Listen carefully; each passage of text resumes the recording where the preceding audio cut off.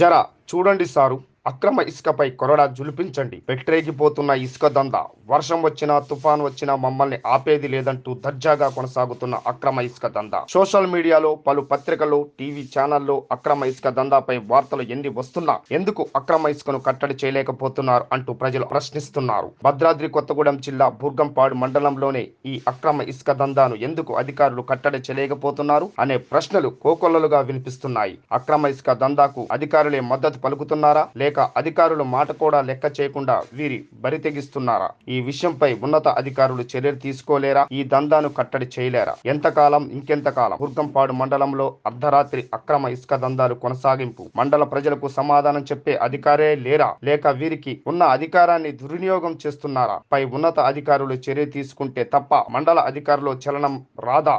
అక్రమాలకు, దౌర్జన్యాలకు అడ్డాగా మారుతున్న బుర్గంపాడు మండలాన్ని కట్టడి చేసే అధికారి ఎవరు? ఏ అధికారి ఈ అక్రమాలకు చరమగీతం పలుకుతారు? వేచి చూడాల్సిందే అనుకుంటున్న మండల ప్రజలు. భద్రాద్రి కొత్తగూడెం జిల్లా బుర్గంపాడు మండలం కాంగ్రెస్ పార్టీ మండల అధ్యక్షుడిగా మాట్లాడుతున్నాం.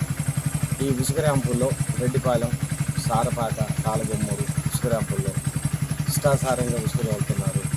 ఉన్నత అధికారులకి ఎవరికి ఫోన్ చేసినా ఫోన్లు ఎత్తడం లేదు.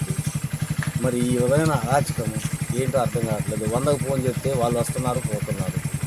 ఎంఆర్ఓ గారు కూడా ఎత్తడం లేదు, మైనింగ్ వాళ్ళు ఎత్తడం లేదు. ఇది అనేది మాకు పై నుంచి కూడా చాలా ఇబ్బందిగా ఉంది.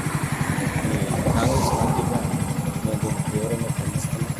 ఈ విషయ తోలకాన్ని దీన్ని ఉన్నతాధికారులు చర్య తీసుకొని ఆపాలని మనం చేసుకుంటాం. అర్ధరాత్రి మధ్యలో ధర అన్నట్టు మరి రాత్రిపూట అక్రమంగా ఇసుక రవాణా మరి విపరీతంగా చేస్తున్నారు.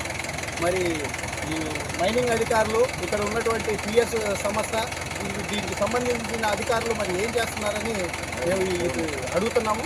మరి ఇంత విపరీతంగా తోలకాలు రాత్రిపూట ఇటు